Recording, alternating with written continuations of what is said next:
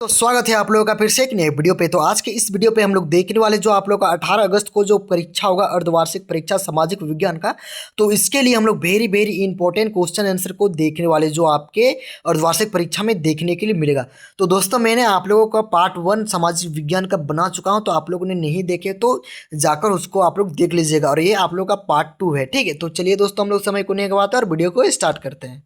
तो जैसा कि दोस्तों आप लोगों का क्वेश्चन नंबर 1 में पूछा गया है कि 1789 ईस्वी में फ्रांस की क्रांति के समय किसका शासन था। तो किसका शासन था दोस्तों, तो एक का जो करेक्ट उत्तर आप लोगों का होगा वो ऑप्शन नंबर आप लोगों का ग नंबर हो जाएगा। किसका था, तो लुई 16वां का था, ठीक है। तो इसका जो करेक्ट उत्तर आप लोगों का होगा वो क्या हो जाएगा, तो एक का जो ऑप्शन नंबर ग आप लोगों का राइट उत्तर हो जाएगा।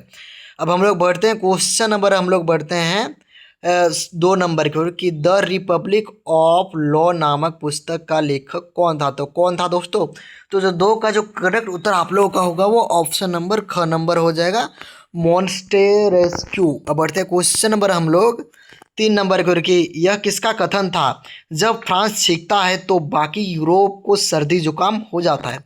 मतलब ये किसने कहा था कि जब फ्रांस सीखता है तो बाकी यूरोप को सर्दी जुकाम हो जाता है। तो जो 3 का जो करेक्ट उत्तर आप लोगों का होगा वो ऑप्शन नंबर क नंबर हो जाएगा, मेटरनिक।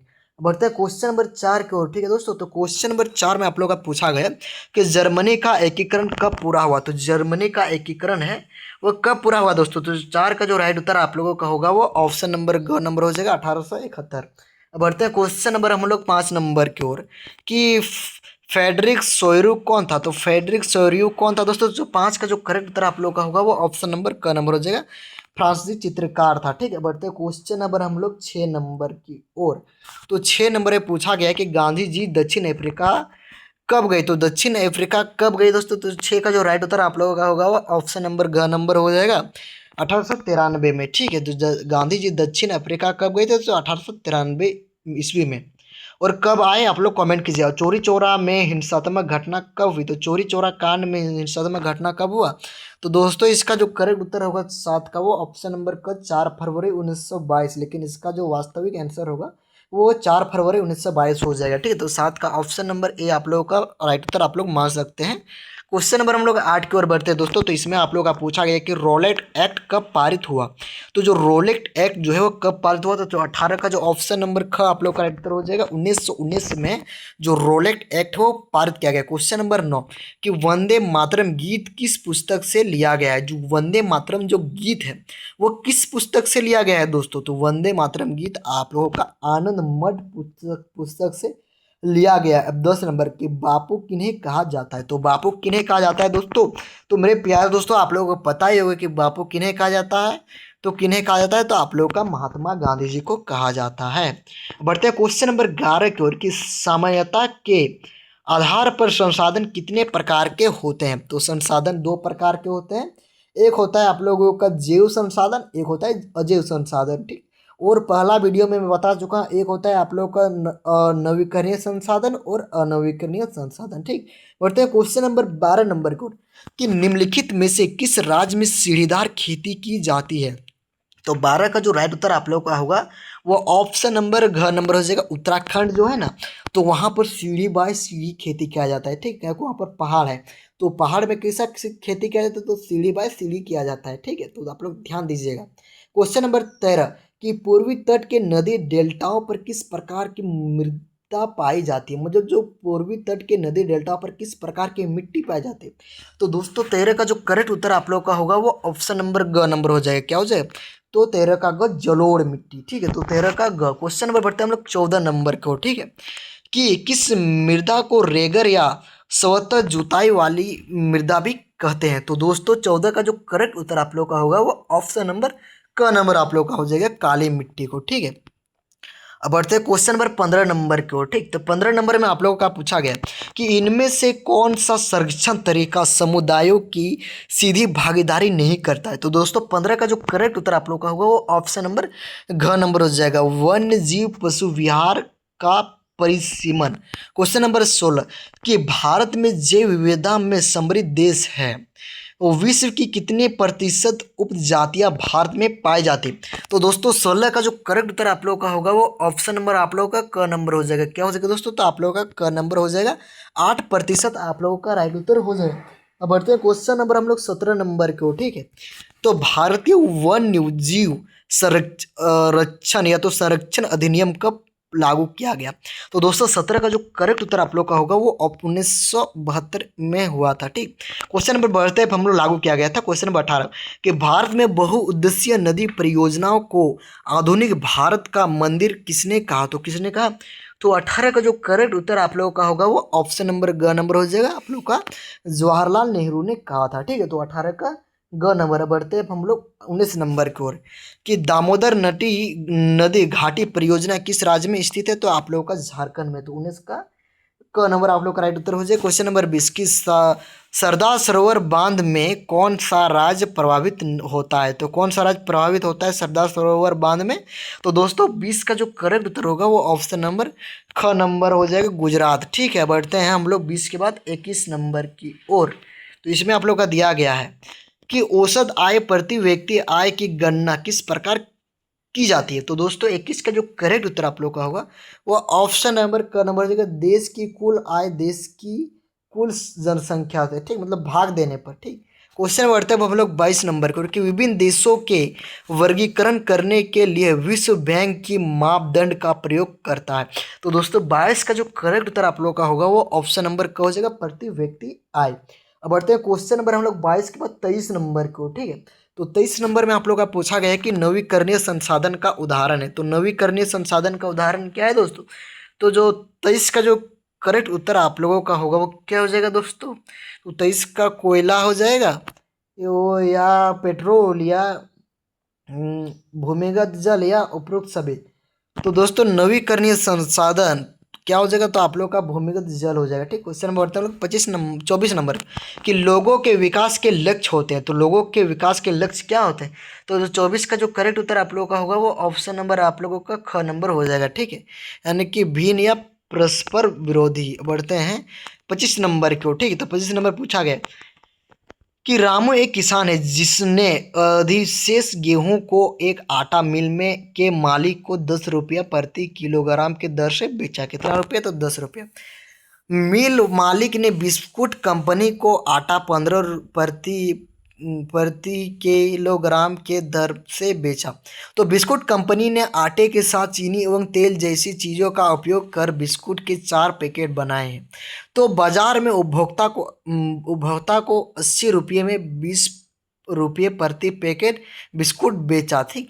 तो सकल घरेलू उत्पाद की गणना के उपयुक्त में से किस वस्तु के मूल्य को लिया जाएगा? तो दोस्तों 25 का जो करेक्ट उत्तर आप लोगों का होगा वो क्या लिया जाएगा दोस्तों? तो 25 का जो घ नंबर हो जाएगा, क्योंकि देखो ये सब जो बना वो सब क्या बन गया, आटा से बिस्कुट बन गया कंपनी में। तो दोस्तों हम लोग लास्ट में क्या लेंगे दोस्तों? तो हम लोग सब बन जाएगा तो हम लोग इसको बिस्कुट ही तो लेंगे दोस्तों। क्वेश्चन नंबर 26 कि विनिर्माण की क्रिया किस क्षेत्र का भाग है? तो दोस्तों जो विनिर्माण का जो क्रिया किस क्षेत्र के अंतर्गत आता है? तो आप लोगों का द्वितीयक क्षेत्र के अंतर्गत आता है, ठीक है। तो 26 का जो करेक्ट उत्तर होगा वो ऑप्शन नंबर ग नंबर हो जाएगा, ठीक। विनिर्माण आप लोगों का द्वितीयक क्षेत्र के अंतर्गत आता है। क्वेश्चन नंबर 27 की अनीता एक साड़ी की दुकान में काम करती है जहां सवैतनिक अवकाश का कोई प्रावधान नहीं है, जबकि सीता एक सरकारी अस्पताल में नर्स है जहां उसे उसे वर्ष में कुछ दिन सवैतनिक अवकाश मिलता है। इन दोनों में किसका कार्य क्षेत्र संगठित है और किसका असंगठित है? तो संगठित क्या हो जाएगा? तो दोस्तों तो देखो इसका जो करेक्ट उत्तर आप लोगों का 27 का जो होगा ना ऑप्शन नंबर क नंबर हो जाए। अनीता असंगठित तथा सीता जो है वो संगठित है। देखो इसमें अनीता जो है, अनीता क्या काम करती है? तो वो साड़ी की दुकान में काम करती है, तो क्या हो जाएगा? तो साड़ी का जो दुकान होता है तो वो असंगठित होता है, जबकि वो नर्स का काम करती है। कौन करती है दोस्तों? तो सीता, तो वो संगठित करती है। क्योंकि देखो दुकान में काम करना वो आप लोगों का हमेशा के लिए नहीं हो सकता है, दूसरा काम भी किया जा सकता है, लेकिन जो नर्स होता है तो वो नर्स का ही काम करती है, ठीक है। तो मेरे अनुसार जो आप लोग का करेक्ट उत्तर और सही उत्तर यही होगा। तो मैंने आप लोगों को समझाया, आप लोग समझ में आए तो कमेंट कीजिए। क्वेश्चन नंबर 28 की अंतिम वस्तु के मूल्य में मध्यवर्ती वस्तु को मूल्य होता है, ठीक। तो क्या होता है दोस्तों? तो 28 का जो करेक्ट उत्तर आप लोगों का होगा वो ऑप्शन नंबर क नंबर हो जाएगा, ठीक। पहले से ही शामिल होता है, मतलब जो अंतिम वस्तुएं होते हैं वस्तु के मूल्य में मध्यवर्ती वस्तु का मूल्य क्या होता है? तो पहले से ही शामिल होता है। ठीक, क्वेश्चन नंबर हम लोग बढ़ते हैं 29 कि राष्ट्रीय ग्रामीण रोजगार गारंटी अधिनियम कब अस्तित्व में आया। तो कब अस्तित्व में आया राष्ट्रीय ग्रामीण रोजगार गारंटी अधिनियम। तो दोस्तों 29 का जो करेक्ट उत्तर होगा वो ऑप्शन नंबर क नंबर हो जाएगा, 2005 में आया था। ध्यान देना कब आया था, 2005 ईस्वी में आया था। ठीक है, क्वेश्चन नंबर 30 कि भंडारण को किस क्षेत्र में शामिल किया जाता है। तो भंडारण को आप लोगों का जो होगा वो क्या हो जाएगा, तो 30 का जो करेक्ट उत्तर होगा वो ऑप्शन नंबर ग नंबर हो जाएगा। ठीक, कि क्यों ग नंबर होगा, तो भंडारण जो करता है तो वो सेवा प्रदान करता है। तो सेवा किसके अंतर्गत आता है, तो आप लोग का तृतीय क्षेत्रगत के अंतर्गत आता है। तो मुझे आशा है कि समझ में आ गया होगा। ठीक, क्वेश्चन नंबर 31 कि संघीय शासन व्यवस्था के संबंध में निम्न में से कौन असत्य है। तो कौन असत्य है, तो 31 का जो राइट उत्तर आप लोग का होगा वो ऑप्शन नंबर घ नंबर हो जाएगा। आप लोग क्या हो जाएगा दोस्तों, तो 31 का घ नंबर हो जाएगा।